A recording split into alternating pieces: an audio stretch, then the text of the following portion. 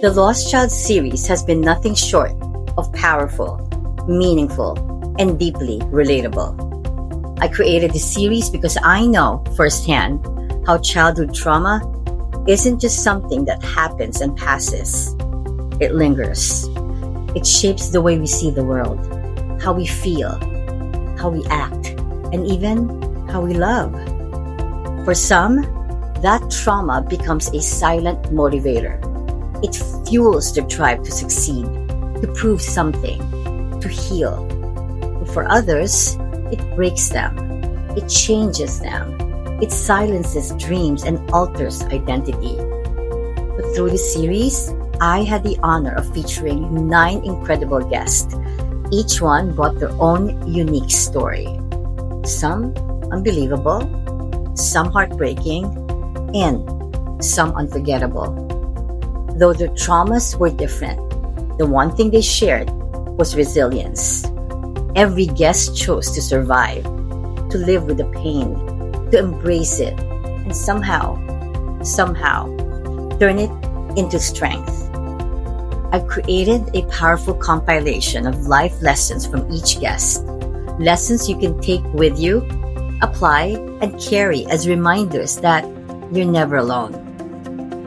Every single story in this series has the power to move you, shake you, and hopefully heal a part of you. To my guests, thank you. Thank you for your courage, your vulnerability, and your trust. In sharing your story, you've not only touched lives, you've helped people see themselves. To my viewers, thank you for taking this journey with us. Thank you for listening, feeling, crying, healing, and growing alongside us. The Lost Child series was more than a podcast.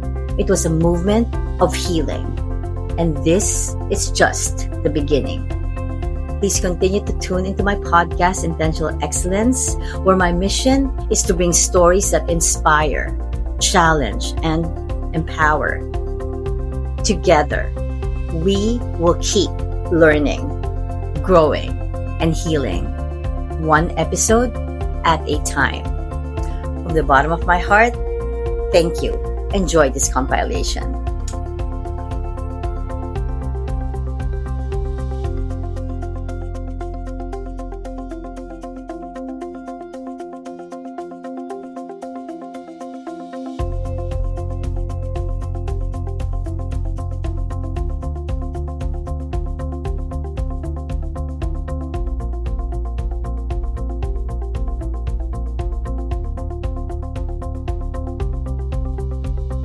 myself and my personality and my energy because it is not serving me anymore. Maybe it did at one time, right? But it doesn't mean it's meant to, especially when you're not evolving, because we are meant to evolve. Yes. We are meant to grow. We are meant to learn. We're not meant to be in these cyclical patterns of feeling stuck and like we're not shifting. That's boring. I mean, that's why planet Earth is so difficult, is because of our ability to learn and to grow, excel on this soul level well beyond some dimensions can do. So as tough as it is, we sign up for the excitement of it because it is exciting on a soul level. It's crazy sometimes on a human level and really hard, but on a soul level, man, we love it. Tend to judge them. Oh, I thought I dealt with this. Like, am I ever going to be better? Like we get so down on ourselves and start to judge the trigger. No. You thank the trigger. Thank you for showing up. You're telling me something. It is just information. And if we can have a neutral attitude about everything, we will have a much easier experience. So we look at the trigger. What wound is this poking? If it's a trigger, that means it's poking an old wound. So this is where we sit down with our journal and we say, what is coming up for me? And you got to because the healing journey is all about curiosity. You have to go inside of yourself. You have to get so curious as to why you do the things you do. And most importantly, why you feel what you feel, because the emotions are the biggest teachers. So we're looking at what is this pain point? What wound is this poking? And I want you to sit down with it until you get all the way down to the belief. Oh, there's that old belief again. I'm unlovable.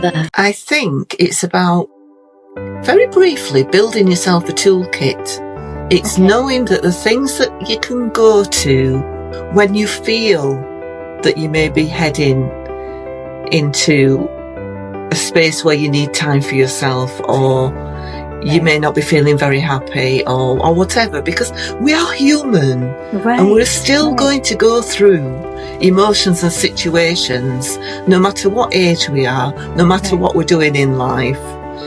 But it's recognising that things that you want to do or that make you happy, go for a walk, read a book, listen to some music.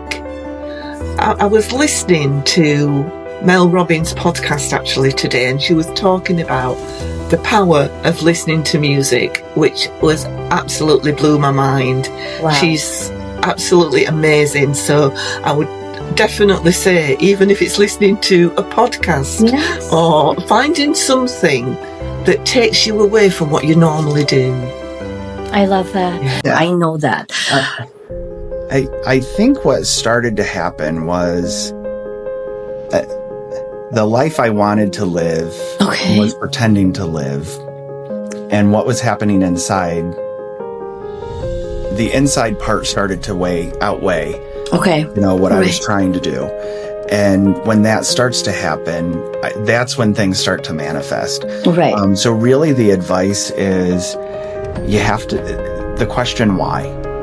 Yes. So why, when I'm asked to go to a social event, is my immediate answer no? Why, when I walk into a group of new people, is there a pit in my stomach? Right. And by asking that question, then I can start to connect it like, okay, I'm not in danger now. Okay. None of these people are going to hurt me. That really started when, in therapy, following my individual session, there was a men's group that would come in. Okay. Now, a group of men going to a therapist to talk about stuff are probably pretty cool guys, right? Okay. They're in tune. Yet, my brain was telling me, end your session on time, get out, get to your truck before they come in. Right. Just walking past them, I was filled with dread.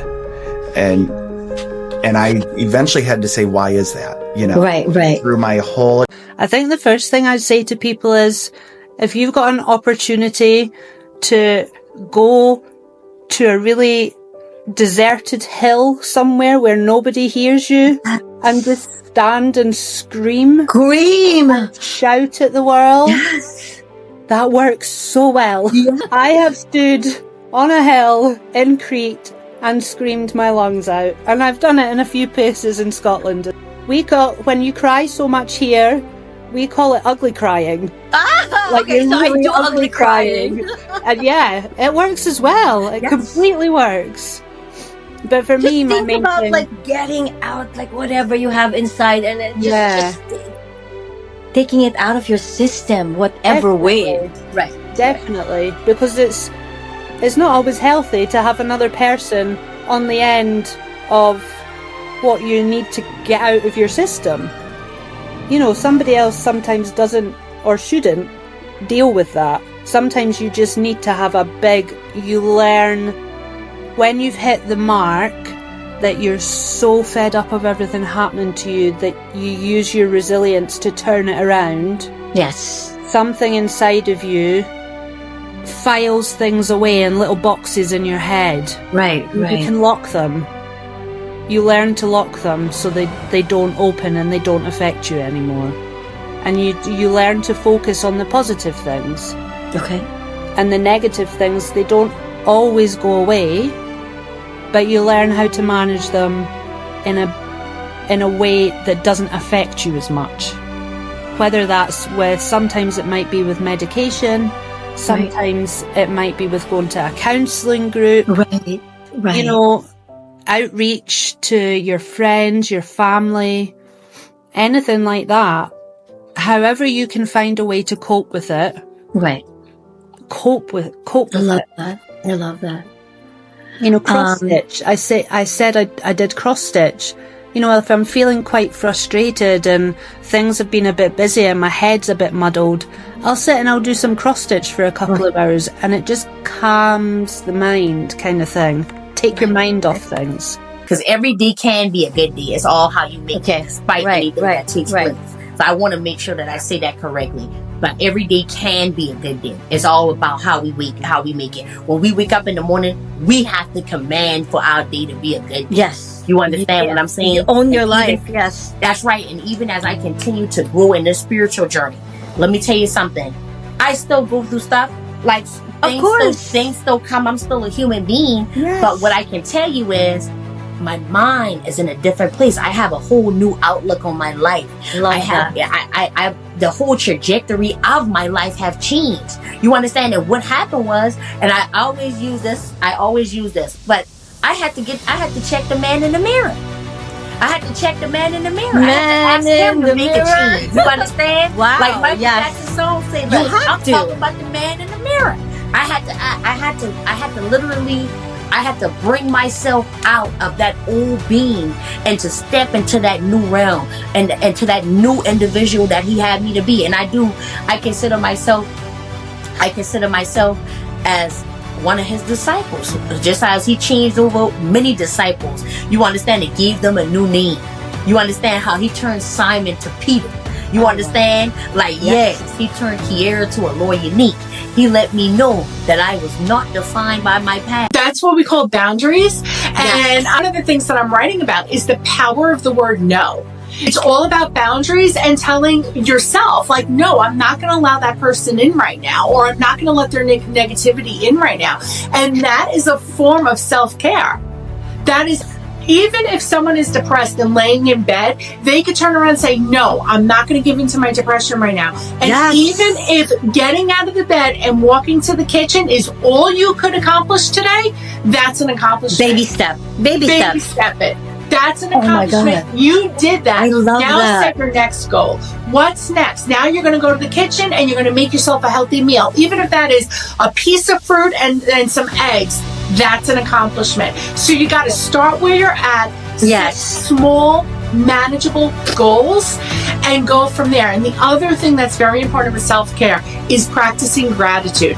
Not just for the material things, but for the people that are in our lives that encourage us, the people in our lives that support us, and the personality traits that we carry. What are your own individual gifts that you carry?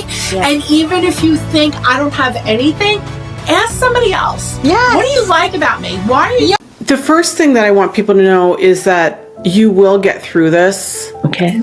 So there will be times when you feel stuck and it's really hard to get through, but you will get through it and you will come out on the other side. But some things to think about is, how are you living your life as you go through this process? And as Candace said, you can use these to really change your life. But I go through a whole process where we talk about the past and make sure that you've healed or at least addressed things that have happened in your past, or maybe what you're going through now. And then take a look at your current life and what's working for you and what's not. And Candace, it sounds like that's exactly what you did. Is you do an assessment, and I kind of go through 5 key areas of life where we walk through, like what's working and what's not, and what do more of what lifts you up. And then what can you let go of?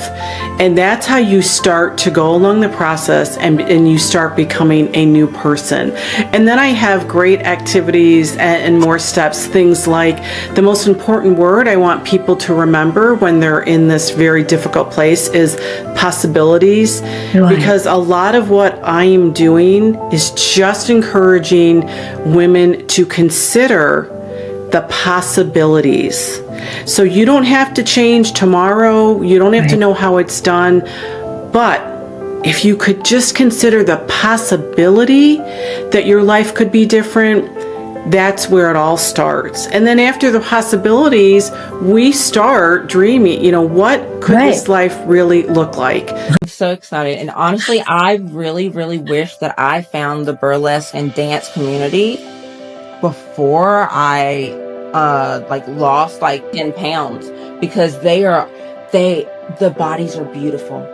All sizes, all different colors, just all everything. The bodies are so beautiful. And I was just like, I never thought that, like, the self-love and the confidence that ooze out of these beautiful dancers, and the bodies, little bodies, thick bodies, tall, slim, and people in wheelchairs. I feel like I'm about to cry right now. It's so happy to see the diversity and the love and everything. And so if anyone has seen the burlesque movie with Cher in it, and Christina Aguilera, very similar. I'm not in Vegas yet with like the showgirl like hats and stuff, but yeah, I can wear a corset. I have several different acts, and that's what really lights me up. I'm able to tap into all these different characters. Wow. And I was in theater. I'm a theater kid. Okay. So I took theater in high school and stuff, and I'm telling you, it's like when you don't have words, you can tell it through dance.